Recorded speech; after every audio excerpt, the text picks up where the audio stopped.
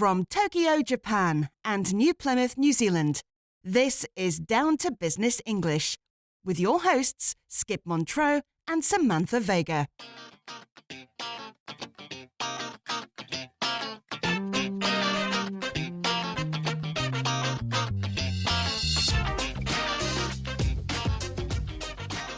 Hello, Samantha. How are you doing today? A bit tuckered out, to tell the truth. But in general, I'm doing just fine. Oh? What's got you so tuckered out? Well, I just got back from taking my neighbor's dog, Macy, for a nice long walk. Oh, are you dog sitting for them? No, they just went out for a fancy dinner and asked us to take care of her for a few hours. Well, aren't you the kind neighbor? Well, I really don't mind. Macy's a great dog, and walking her is a great exercise. It gets me out for a bit. Nothing like an evening stroll to get your daily step count in. Not only that, but the night skies are amazing. There are so many stars. You can even see the Milky Way from where I'm located. It's really beautiful. That's nice. I'm so jealous. Here in Tokyo, there is just too much light pollution in the city. I can see the moon, but not many stars. Yeah, I remember that when I was living there. Buildings as far as the eye can see. Not so many stars to see, but great nightlife. Here we have zero nightlife, but the night sky just stretches forever. Ever seen a UFO? No, I haven't. I'd like to, though. Well, that would be an experience. Tell me about it. Occasionally, you get a glimpse of the International Space Station, and recently, it's not that uncommon to see a chain of Starlink satellites crossing the sky. Oh, that's very interesting. Quick question for you, Samantha. What's that? Would you say you are seeing more satellites in the skies these days? Now that you mention it, yeah. I do see them more often than before.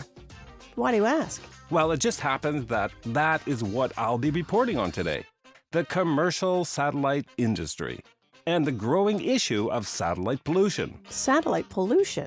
That's a new one. Yeah, with the proliferation of commercial satellites, such as SpaceX's Starlink network, there are more and more concerns in both business and science circles. Sounds serious. It is. So let's get D2B, down to business with crowded skies. The commercial satellite boom.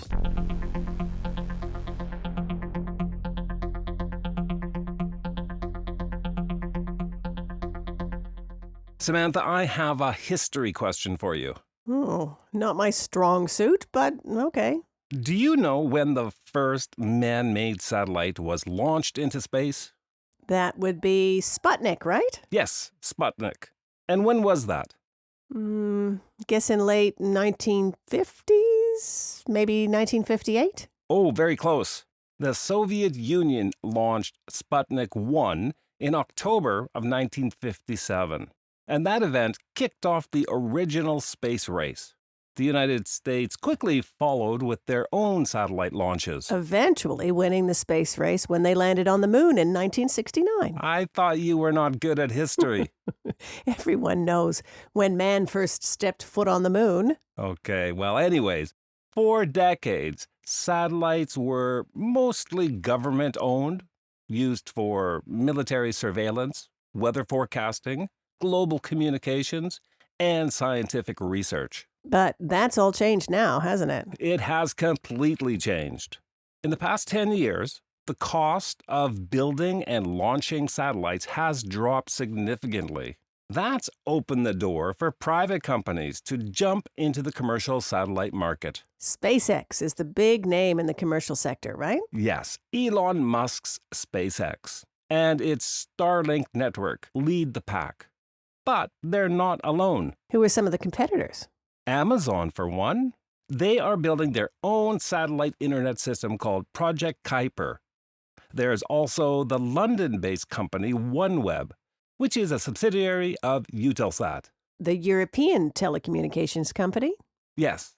They have launched hundreds of satellites that provide telecommunication services across Europe. And even Apple is partnering with Globalstar to offer emergency satellite communication to iPhones. So we're not talking just one or two companies. It's a full-on boom in the commercial satellite sector. And because of this boom, the number of satellites orbiting Earth has exploded. According to Bloomberg, there are already over 9,000 satellites in low Earth orbit, and that number could exceed 65,000 by the end of this decade. Wow, that's rapid expansion in a very short time frame. Where is all the demand for these commercial satellites coming from? A lot of it stems from the global need for reliable internet access. Believe it or not, there are billions of people around the world today who still don't have access to a stable internet connection.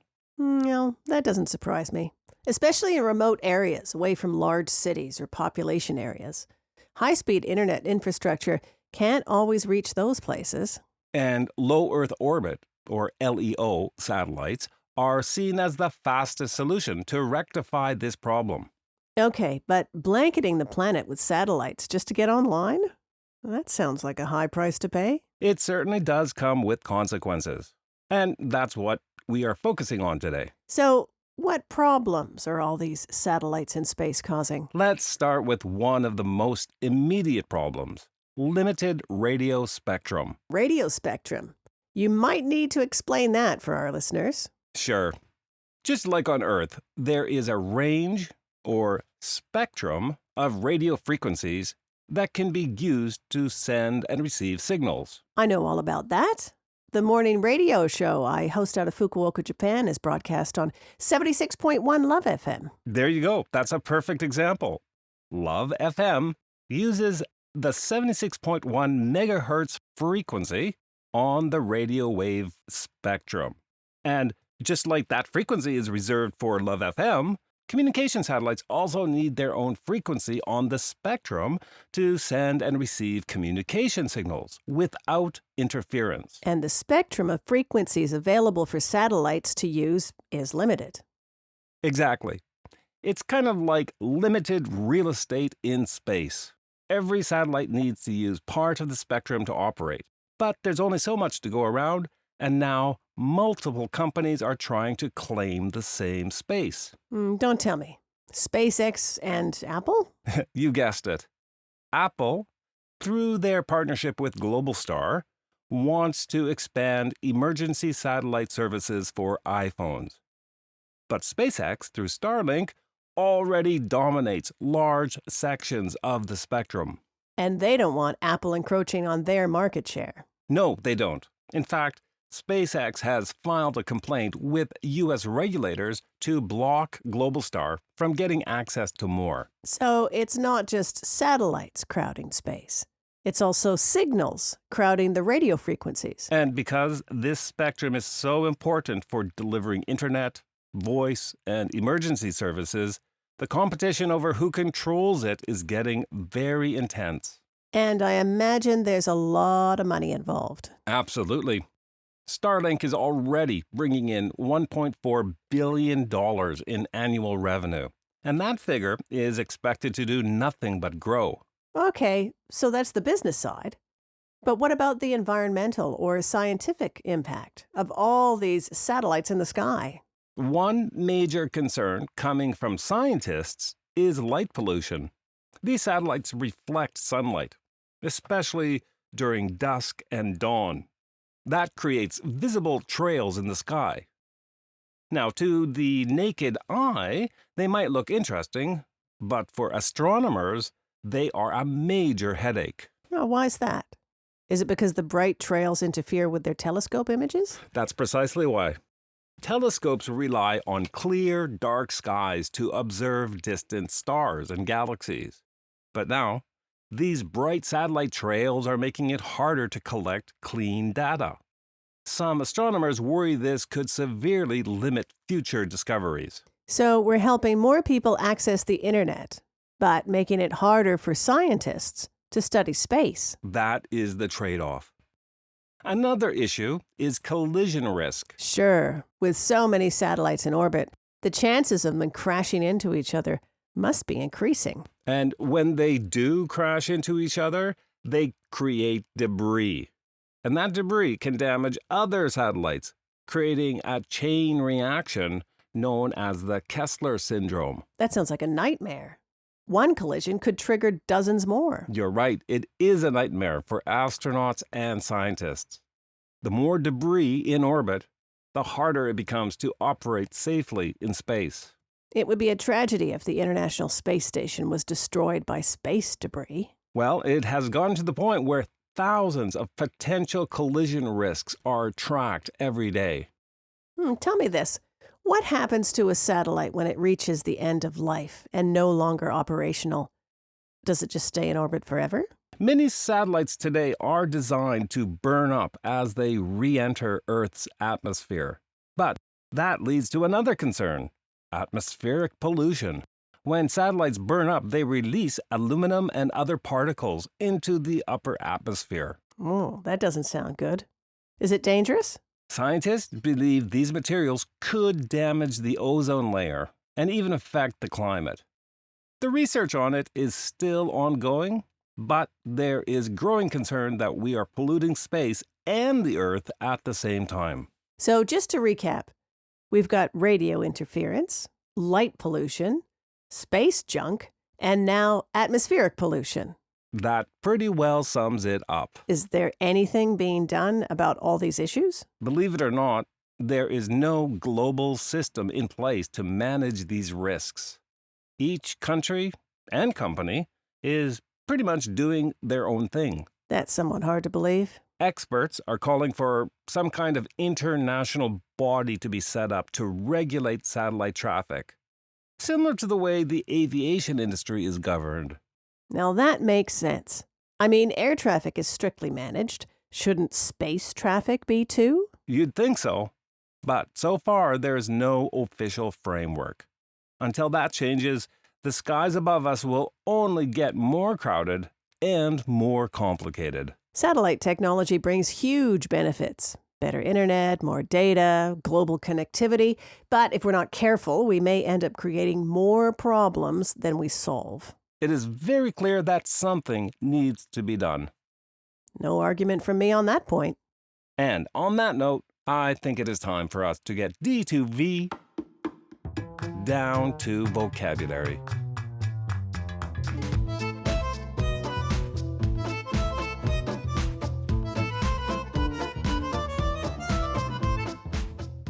Our first expression on the D2V list today is the verb phrase to be tuckered out. If someone is tuckered out, it means they are tired, usually from some kind of physical activity. It's another way to say someone is worn out or exhausted. In the introduction of today's episode, Samantha told us that she was a bit tuckered out after taking her neighbor's dog, Macy, for a long walk. I was telling Skip I was a little tired from all the fresh air and exercise. It's a friendly expression, often used in casual conversation. For example, after a long day at a trade show, you might say to your coworkers, "I'm totally tuckered out. Let's grab some dinner and call it a night." Or if you're managing a team that just finished a big project, you could say, "Great work, everyone. I know you're all tuckered out. Take tomorrow morning off to recharge." Wow, Samantha, you are such a nice manager. I don't think I'd ever do that for my team. Well, I like to treat my team members well. I've had a few strict managers in my day, and I didn't like it too much. Makes sense. Moving on, the next word we are going to talk about is the verb to orbit. A very important verb for our report today. It was. To orbit means to move in a circle around something else.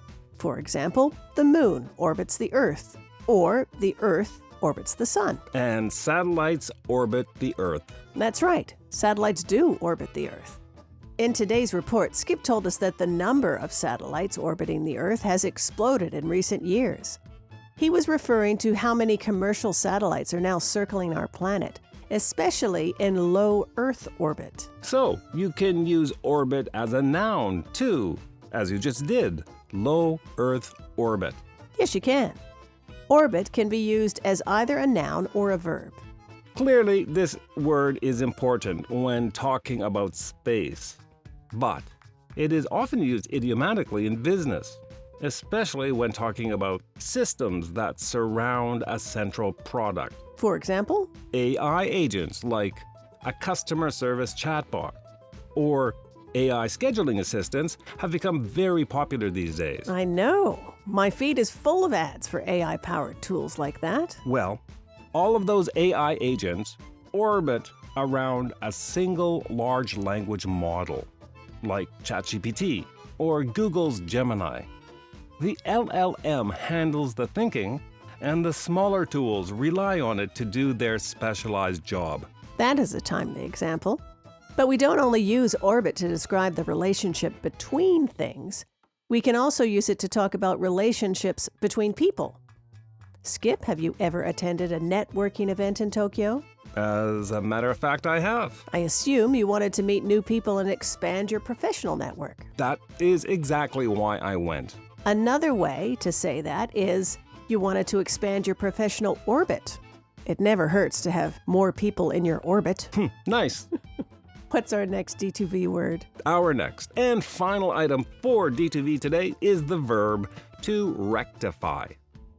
To rectify something means you correct a mistake or fix an ongoing problem. I would say that rectify is most often used in a formal, professional situation. I agree with that. In my report, I said that billions of people around the world still don't have access to the internet. And low Earth orbit satellites are considered to be the fastest way to rectify that problem. In other words, using low Earth orbit satellites to provide internet access to remote areas of the world is seen as the fastest way to solve the issue. In a business situation, you might hear your manager say, "We need to rectify this issue before the client notices." Here is a real-world example. Last month, I was overcharged on my home electricity bill. Oh no, by very much? It was a lot, 30% higher than usual. Wow. Anyway, it was their mistake, and after spending 30 minutes on the telephone with customer service, they rectified the issue. Oh, that is good to hear. I just wish I didn't have to spend so much time on the phone to accomplish that. Next time, I think I'll just send an email. Would you like to help Down to Business English reach more people wanting to improve their business English skills? Follow Down to Business English on Apple Podcasts, YouTube Music, Spotify, or any place podcasts are found. Leave a rating and a review and tell everyone how much you enjoy the show.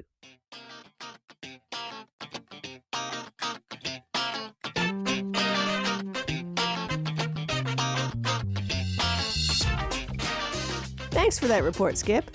I had no idea the skies above us were getting so crowded. It's definitely one of those issues that's orbiting just outside most people's awareness.